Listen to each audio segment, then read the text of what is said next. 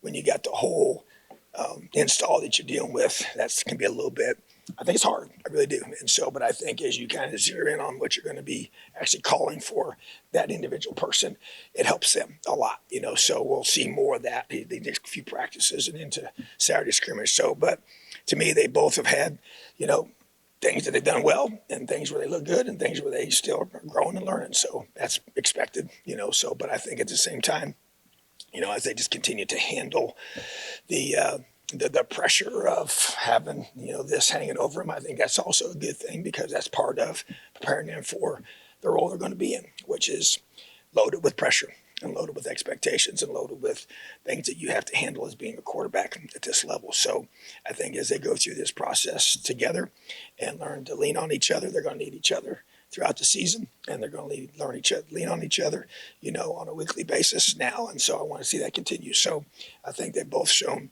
that they can do a lot of good things, and they also shown that they got to keep working.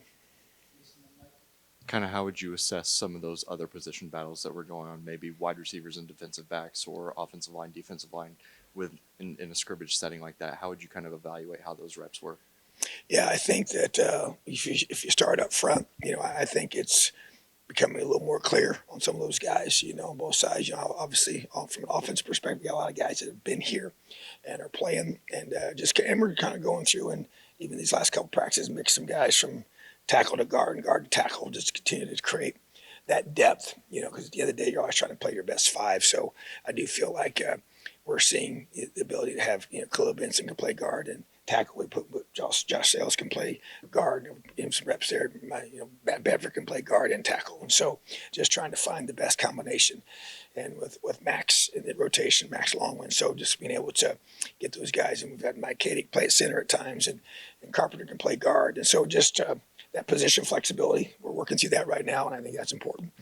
And defensively, we do have more bigger bodies that we can rotate, and keeping those guys fresh is going to be a priority. So I think you're kind of getting to those 8-9 guys that you're going to rotate there that we feel good about, and those guys that you saw in the scrimmage, and they just got to continue to develop and keeping those guys healthy, number one, and then keep growing that group. But I do think that we as a staff are kind of getting closer into the ones and the twos, who those guys are and who the rotational guys will be.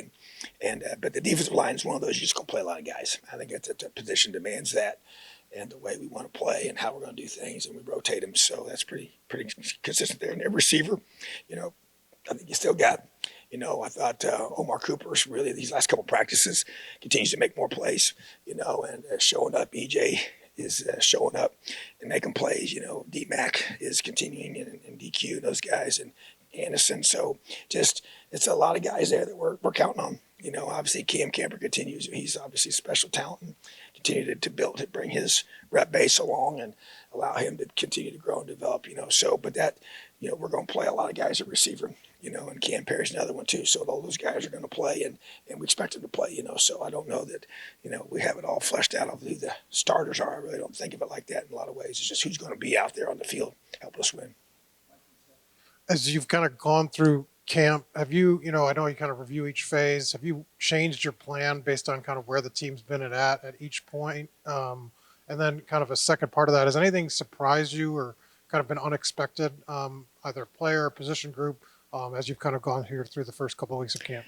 I would say as far as the first part, sticking pretty much to the plan in regards to where we're at, big emphasis these next few days on, end of game situations and, true situations, overtime, how you finish out games from hey, we're going to put our guys in this position, where even the coming out part of it and how you manage that, the 4-minute, 2-minute mode. We did that yesterday and going to do that again.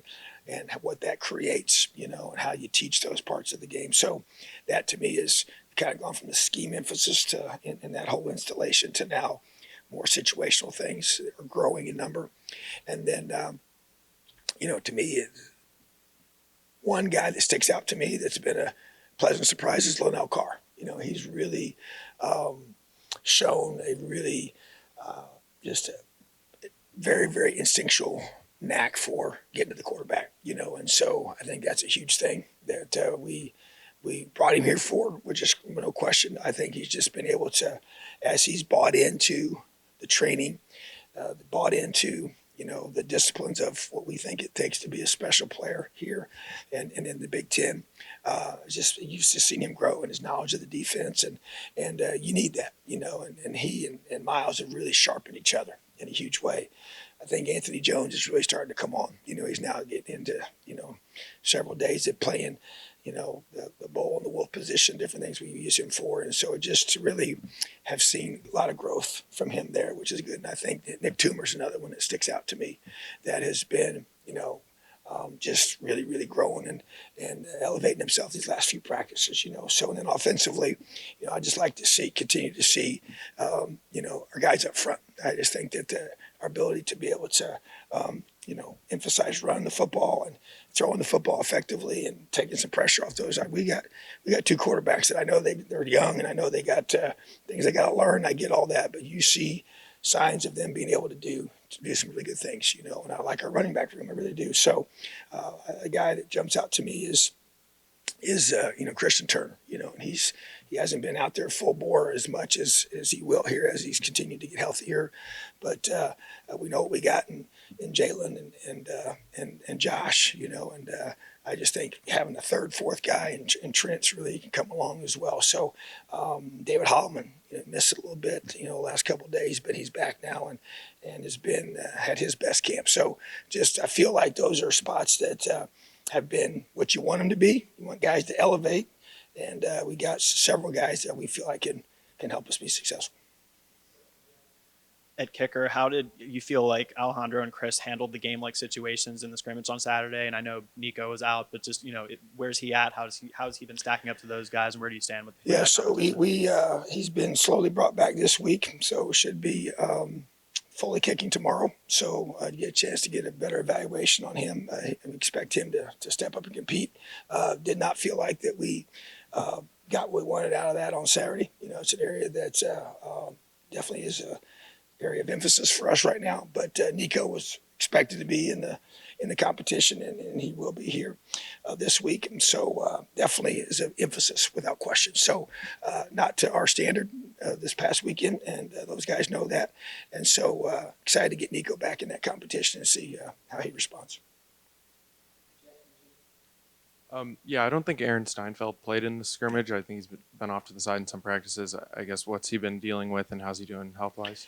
Yeah, it's nothing long-term.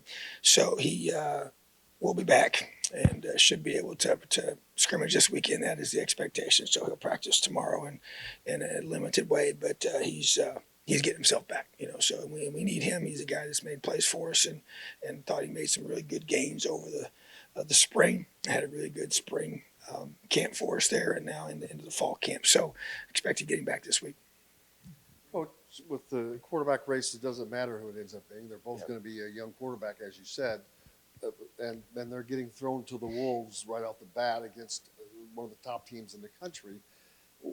What can you do to try to minimize what they're going to go through? Because obviously Ohio State will throw everything at them for that very reason. Correct.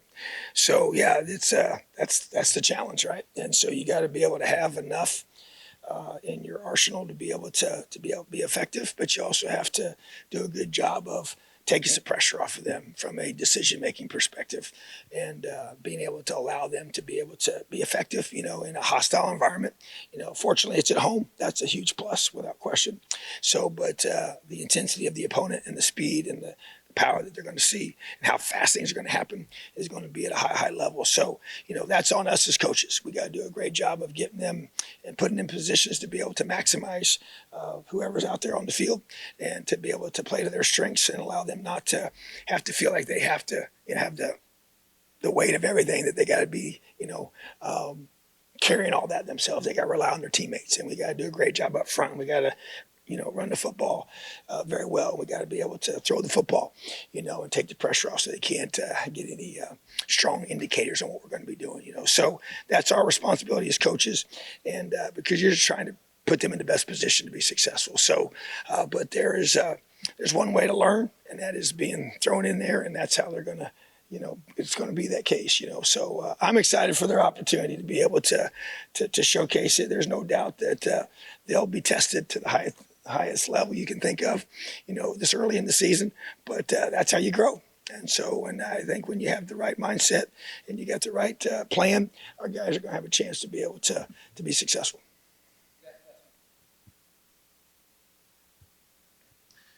We've asked you kind of about this in different ways, but we're about to talk to him. Matt Guerreri, Coach Guerreri, calling plays.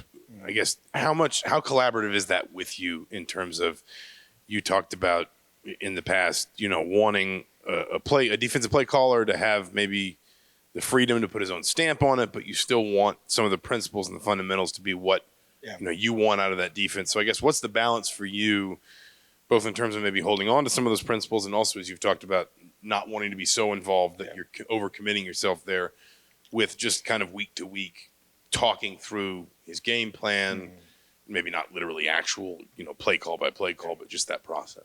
Yeah, I think that first it all starts with trust, and me trusting him, to come in here and learn our system, and which he's done, and also just add things to it that we feel make us better, and so, because on game day, I'm not going to tell him what to call, I'm not going to second guess it when it, whatever happens, that's, and you got to know what I've learned, they're going to call what they believe in, they're going to call the things that they have developed trust in themselves to be able to be called. And so I want him to be free to do that. And, but I'm very involved with the day-to-day of, watching everything in practice and the scheme and how we're going to do things, how we're going to communicate things. But the calling of itself comes down to him and what he feels is the right call in the right situation based on his film preparation and what he feels is best in that moment. So I'm going to do a great job supporting that. But I think it's just, getting somebody that is on the same page with you're on and calls things the way that the system is built for. And I think that's the key, is to be able to play to the strength of our system that our kids believe in and we're built for.